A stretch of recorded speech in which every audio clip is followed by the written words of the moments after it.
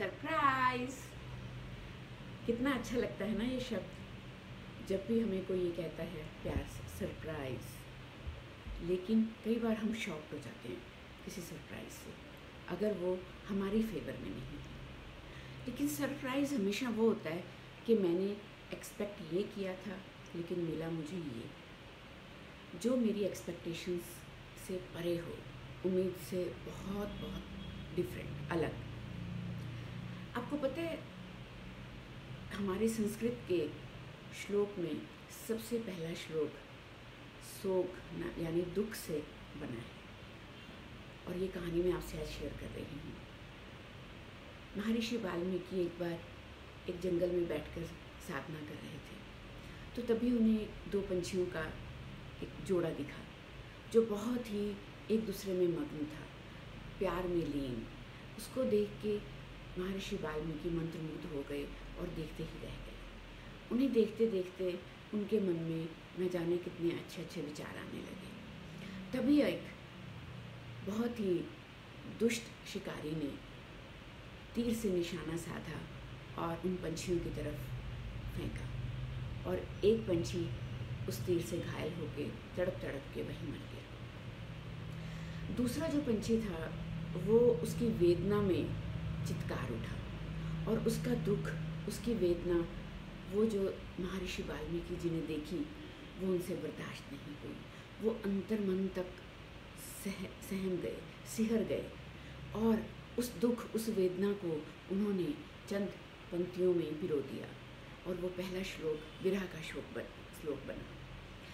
तभी महर्षि ब्रह्मा जी प्रकट हुए और उन्होंने महर्षि वाल्मीकि जी से बोला कि ये प्रीडिस्टाइन था, ये सारा क्रिया चक्र जो आपने देखा ये पहले से किस्मत के, या कह लीजिए सृष्टि ने रचा ही हुआ था, और ये होना था क्योंकि इसने आपको एक योगी, एक साधु से एक कवि बनाना था। और अब आप इस कविता को अगर किसी इंस्ट्रूमेंट के साथ, एक प्रॉपर तरीके के साथ एक गीत की तरह पिरोएंगे तो एक बहुत सुंदर वेदना का गीत बनेगा।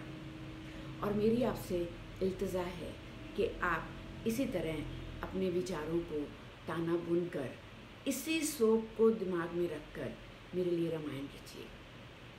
और ब्रह्मा जी के आग्रह पर महर्षि वाल्मीकि जी ने एक महान पुराण रामायण लिखा।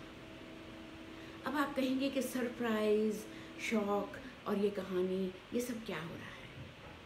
मैं आज बात कर रही हूँ अनकंट्रोलेबल सिचुएशंस, ज़िंदगी में अनएक्सपेक्टेडली आने वाले दुख, वो विरह, वो शोक, वो वेदना जो इस वक्त हमारे पूरे विश्व में सब लोग अलग अलग तरीके से सहन कर रहे हैं।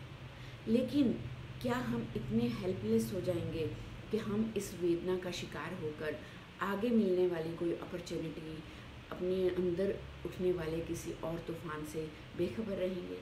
नहीं, हम डाइवर्स सिचुएशन में, एडवर्स कंडीशंस में भी अपने अंदर से कुछ ना कुछ ऐसा निकाल सकते हैं जो ज़िंदगी में आगे भविष्य में बहुत बहुत बहुत बड़ा कुछ नाम बना सकता है। तो लर्नड हेल्पलेसनेस जो है वो मैं आपसे शेयर करना चाहती हूँ कि लर्नड हेल्पलेसनेस क्या होती है। हेल्पलेसनेस कि हम अपनी सिचुएशंस का इस तरह से शिकार हो जाते हैं कि जैसे एक चारों तरफ एक सीमा रेखा हमारे तरफ बांध दी गई है। हमारा आकार, हमारे विचार, हमारी जो अंदर की एक शक्ति है, आत्मशक्ति है, हमारा जो पोटेंशियल है, प्रतिभा है, वो उस लिमिटेशन से भी बड़ी होती है। लेकिन क्योंकि हमारी ये सोच अपनी उस लिमिटेशन तक कि मेरा दायरा यही है, अब मैं मजबूर हूँ, अब मैं हेल्पलेस हूँ, अब मेरे पास कोई भी तरीका नहीं है अपने इस सिचुएशन से बाहर आने का।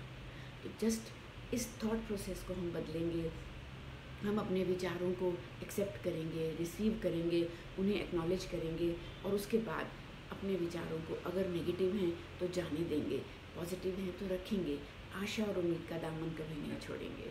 तो इस कहानी से हमें ये पता चलता है कि अगर एक वेदना से भरा हुआ सिचुएशन या हादसा महर्षि वाल्मीकि के मन से एक गीत, एक कविता निकाल सकता है, तो ज़रूर हमारी ज़िंदगी में भी उस सृष्टि ने, उस दाता ने कुछ ना कुछ ज़रूर लिखा होगा कि इस दुख भरे हालात में भी हम कैसे आशा की कोई किरण अपनी ज़िंदगी में अपने नज़रिए से, अपनी सोच को बदल के देख सकते हैं। तो प्लीज़ शेयर करिए, अपनी प्रॉब्लम्स, अपनी लर्नड हेल्पलेसनेस मेरे साथ। और अगर आपको कोई भी उम्मीद और आशा नज़र नहीं आ रही तो हम देंगे आपको उम्मीद और आशा। माइंड मेंटर्स से नाइस कंप्यूटर्स, माइंड मेंटर्स से स्वीन सैनी, आपकी काउंसलर एंड साइकोलॉजिस्ट, हमेशा आपके लिए दुआ करती हुई। Take care, love you all. स्वस्थ रहिए, व्यस्त रहिए, मस्त रहिए।